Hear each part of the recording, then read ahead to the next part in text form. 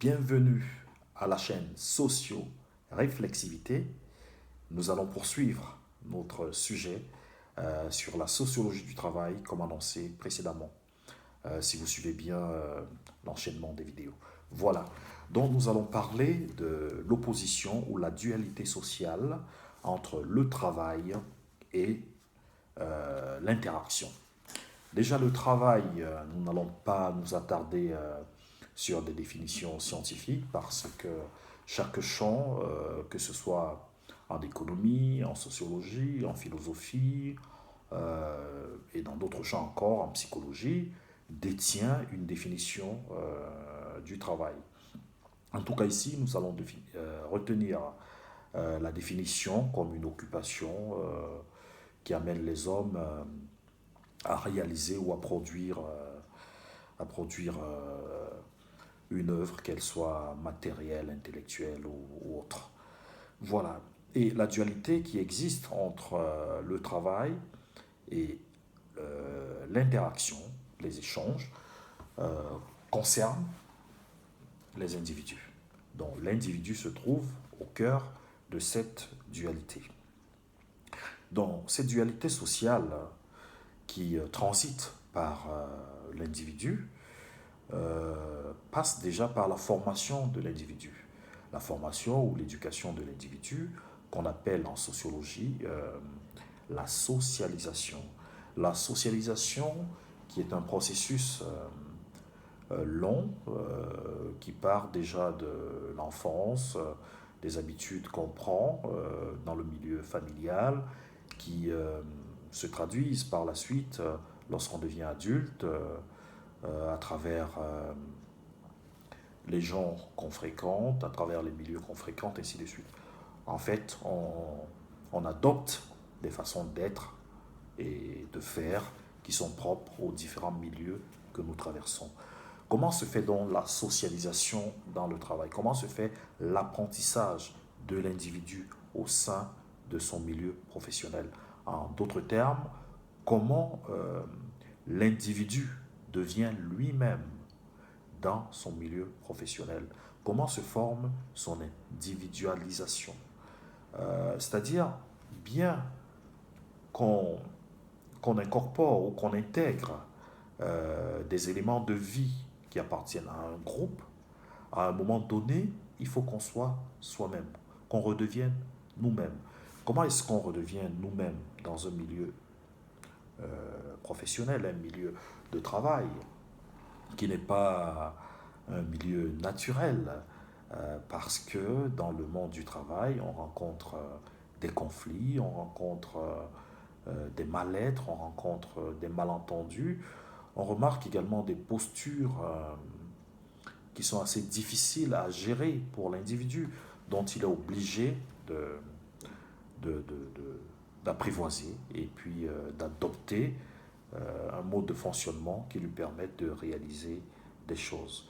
Donc on oppose donc cet apprentissage de l'individu dans son milieu professionnel ou de son individualisation dans un travail, devenir soi-même dans un travail.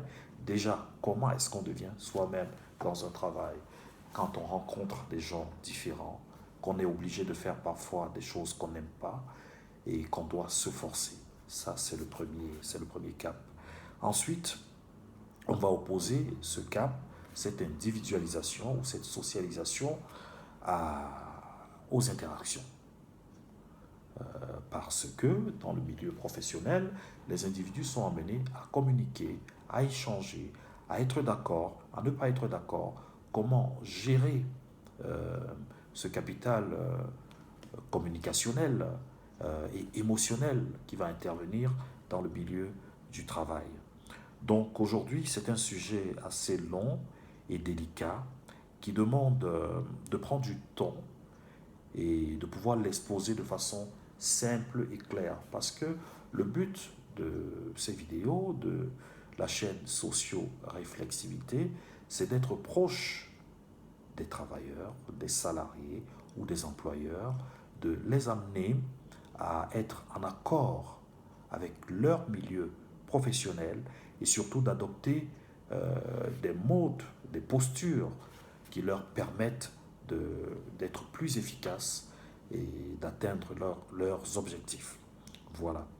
Donc, les interactions au travail sont vraiment, c'est des éléments primordiaux parce qu'on ne peut pas travailler dans une structure, quelle qu'elle soit, sans qu'on puisse échanger, sans qu'on puisse communiquer avec nos collègues. Des fois, la communication ne se passe pas toujours comme on le voudrait. Et on est amené à nous caler un peu sur le mode de fonctionnement des autres.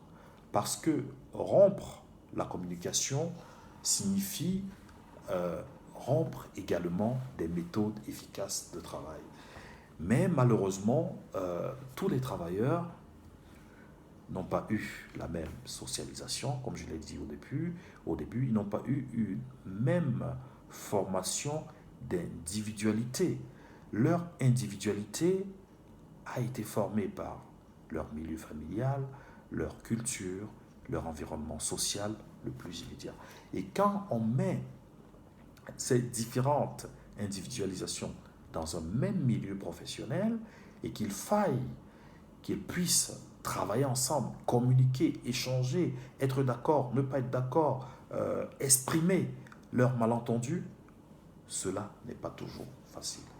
Donc le but justement du cabinet EP Consulting Sociologie, c'est déjà d'aider les gens à comprendre leur individualisation, par où a transité la formation de leur individualité, quelles sont les différentes socialisations auxquelles ils ont fait face, les différents apprentissages, quels sont les milieux sociaux qu'ils ont traversés.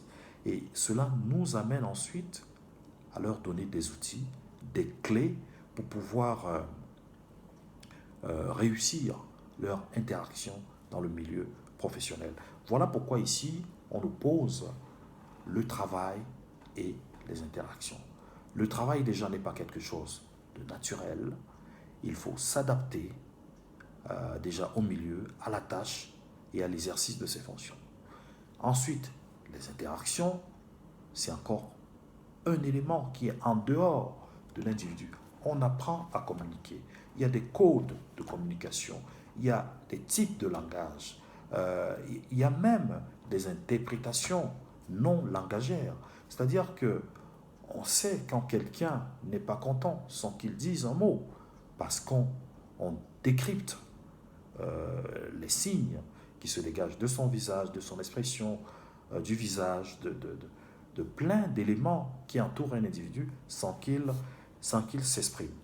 Donc, nous allons voir dans cette vidéo comment on le développe déjà, la formation des individualités.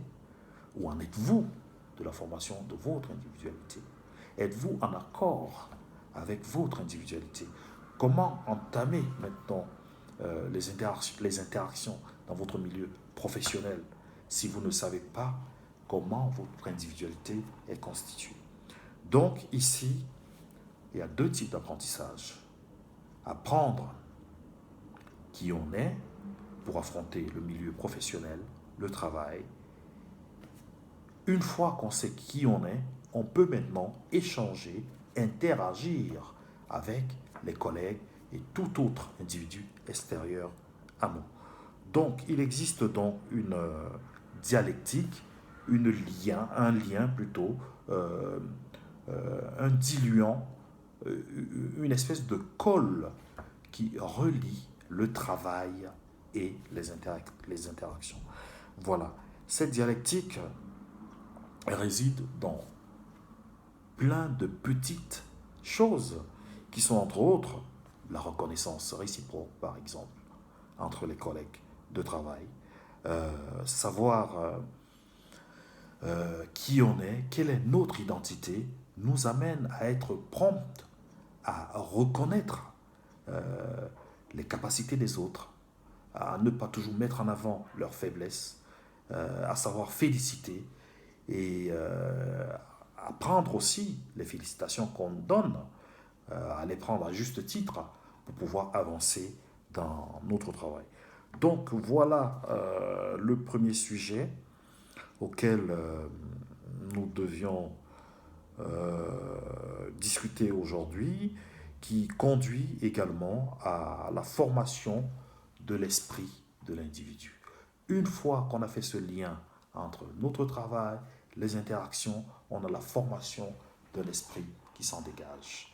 Un esprit qui doit être souple selon les circonstances. On parle aujourd'hui d'une forme de plasticité de l'esprit. Et la plasticité de l'esprit doit être un atout fondamental dans les conditions de travail nouvelles dans lesquelles nous allons évoluer aujourd'hui. Euh, Déjà, il y a un stress qui s'ajoute au travail de par les précautions à prendre. Si en plus on ne peut pas bien communiquer, si les interactions ne se déroulent pas très bien, il sera très très difficile de réaliser son travail et d'atteindre les objectifs. Donc, je suis disposé par des entretiens à faire des entretiens individuels, en groupe, pour des entreprises, afin de les aider à pouvoir comprendre ce que sont ces éléments, le travail, les interactions, la formation de l'esprit du salarié, de l'employeur, mais également, comme je l'ai dit tantôt, pouvoir être prêt à, à, à diminuer le stress qui est déjà lié aux mesures, aux précautions que nous devons prendre pour éviter la contagion, mais à amener également à produire cette colle, cette dialectique qui existe entre les différents éléments qui nous amèneront à être plus efficaces au travail et avoir des résultats vraiment probants. Voilà, je vous remercie et je vous dis à la prochaine vidéo.